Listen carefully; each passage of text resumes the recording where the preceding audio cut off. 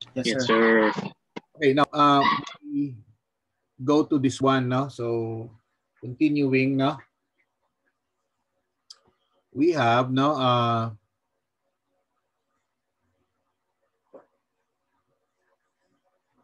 so continuing guys, now we have this stone again. No? So we need the height with which this one falls. No? So if we'll use our equations on rectilinear motion or on free falling body, so we'll have VIT plus 1/2 GT squared. No?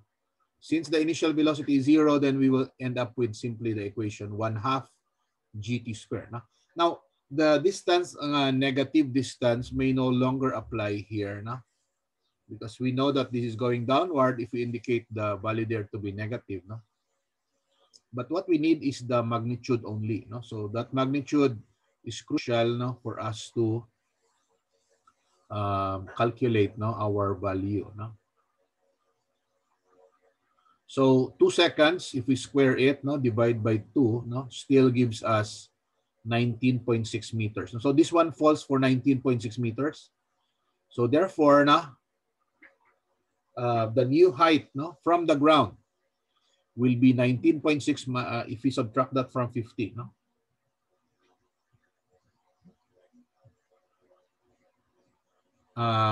Just a moment, guys. No? So another interruption. We now go to this. So the height here is basically now the fall was 19.6. So the remaining height will be the difference. No? So 50, the overall height minus the drop of 19. So there's a remaining height of 30.9, 30.4. No? So the potential energy from the ground up to this point is just merely na the product now of this weight times the remaining height. No? And that value, no, is around more or less, no, to 595.84 joules. No? So the height, again, will give us the potential energy at this particular point. No? Now, if you will get the maximum potential energy, then the weight, no, which is basically 2 times 9.8, no, will be multiplied by 50. That's the maximum potential energy. No? But again, no, we are not interested about that. No? Maybe we can use that idea in letter B. No? But for letter A again, no, the potential energy is this remaining height, no, which we get by subtracting. No? Now, the potential energy at this point also will now require us to know how much is the velocity of the object, no, as it drops from 0 velocity to this particular point. No? Now again, no, from our free falling body, we can get that velocity, the final velocity there, as BI plus GT. No? But since B sub I is 0, then it's just the product of G times T. No? So 9.8 times 2 seconds gives us 19.6 meter per second square nga velocity. Now we square that, multiply it by the mass, na, and get half. Then we get the kinetic energy now at this particular point. No? So the kinetic energy now is 384.16. The potential energy is 595.84. Now you'll notice that if you add these two values together, no? So the kinetic energy plus the potential energy at this level, no, will be equivalent to the maximum value. So if you'll multiply 50 with the weight, no, you can get the maximum potential energy at the top. No? Now, this one will give us an idea that the energy at the top and the energy at any level is always the same. No? So again, so can you get the sum of these two, please? No? Can you get PE plus KE, guys? No? Can somebody get the value there?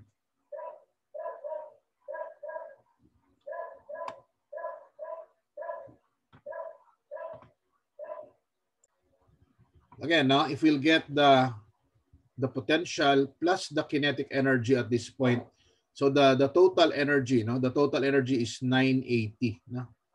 So that's at this particular level. No? Now, at the highest point, now what about at the highest point, no, at the top? No?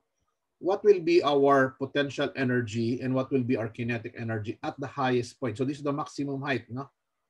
This is at 50 meters. No? So if you'll get the potential energy at the highest point, so how much is 2 kilograms, no? How much is 2 kilograms times 9.8 times 50, no? So at the highest point, guys, no, we know that we have here, no, our PE max, no?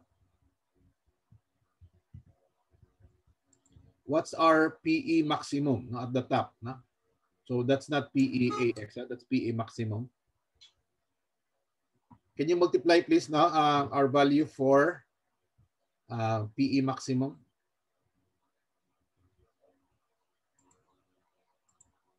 So let me rewrite it, no? What's our PE maximum, no?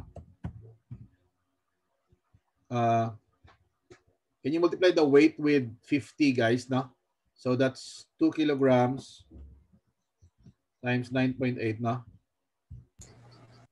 Times 50 meters, no?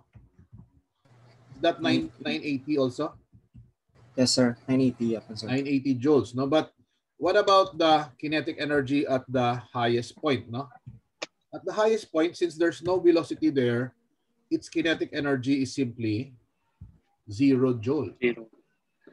So kaya why siya nagahulag at that particular point, no? So you'll notice that the energy from the top, if you add them together, it's equals to the energy at the middle, no? This middle portion here, which is we also solve as 980. Now at the very bottom, no, when there's no longer height, the potential energy here becomes 0, no? So here now at the lowest, supposing that's the lowest point, no? So our potential energy there becomes minimal, no? So we will have PE minimum, no? So the value there, since there's no longer height, then the PE minimum will become 0. Our KE maximum, no, or the maximum kinetic energy, because the speed is fastest also, that will now become 980 joules, no?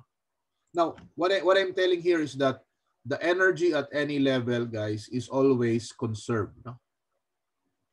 Energy is simply transformed from potential into kinetic, no? But at any level, you cannot say that an energy was introduced or added, no? Because you cannot create or destroy energy, no? Do you understand my point? So what do we call this law? Anybody can name the law there? Law of thermodynamics, sir. Or we can call it as the law of the conservation of energy, no? So First law, sir. ang energy is we can conserve energy, no? Okay, so any question for this one? I think I'll erase this now because we will scroll the page. Okay, let me scroll the page first. I think that's the same explanation that we will be getting here, no? So I will not explain this further, no? So I think this is for letter B analysis, no? So at the bottom, no, at the ground level, again, no, our PE, no, will be maximum already, no, at the ground, no. But the potential energy being 0, then no, the PE is also 0, no. So again, no, so this is letter B analysis, no? Okay, so the conservation of energy, no? So when work is done on a body, no, its energy increases provided the body itself does not, no, do any work, no? Now, the increase in the energy of a body is equals to the amount of the work done on it, while the energy of a body decreases by an amount equivalent to the work it does, no? So as the body, no, performs work, you give it, no, first you give it some form of work, no, but as the body also performs the work, then its energy decreases, no.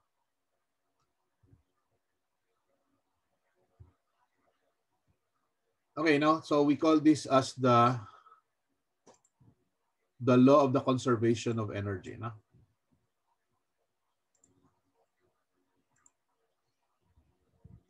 Now, next is the power. We describe power, guys, as the rate at which work is done, no? So there are some machines that can perform some work faster than others, no? There are water pumps that can fill a tank, no, faster than other water pumps. Do you agree?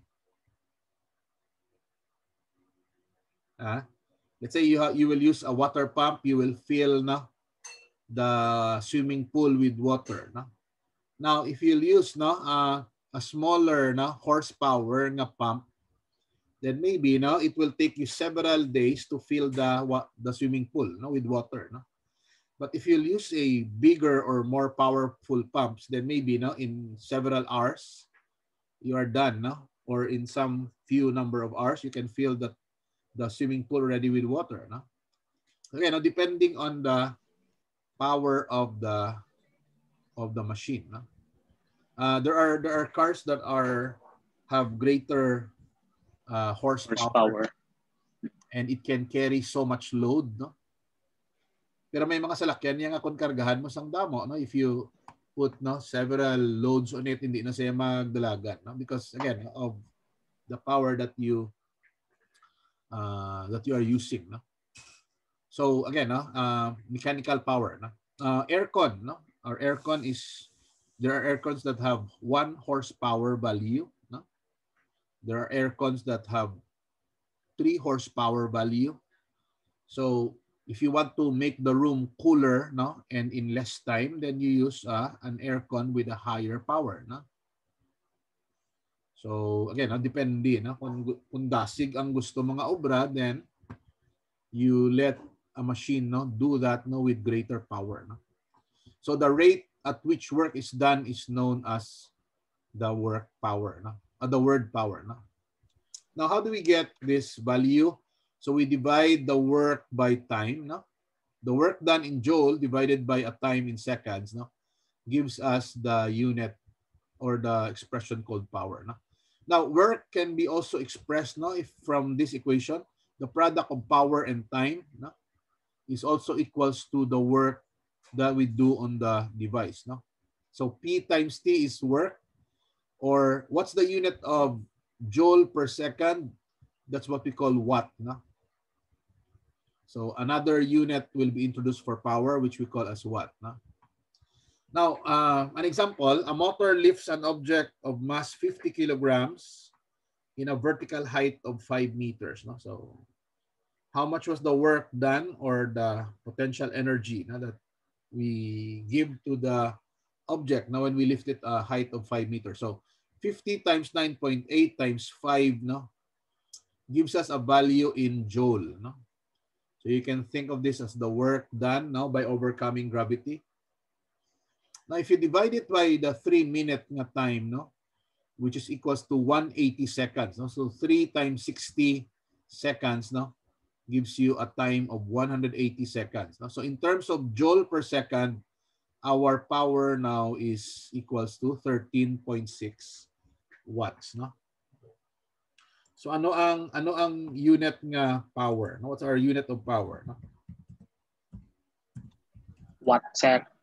So first of all is we have 1 watt, no,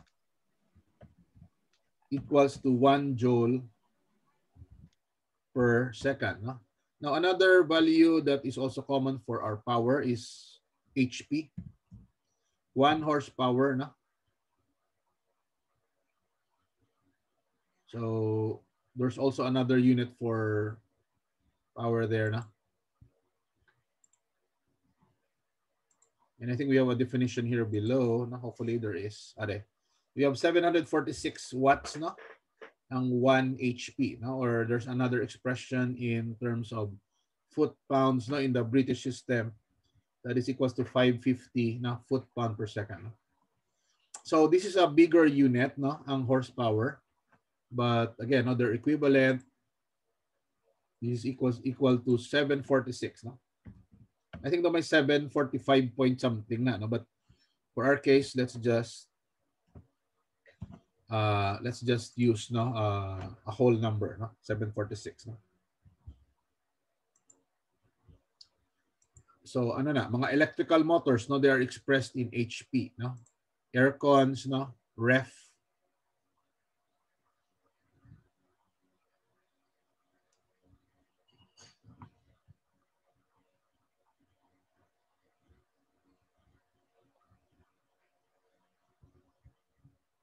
Okay, what time is it?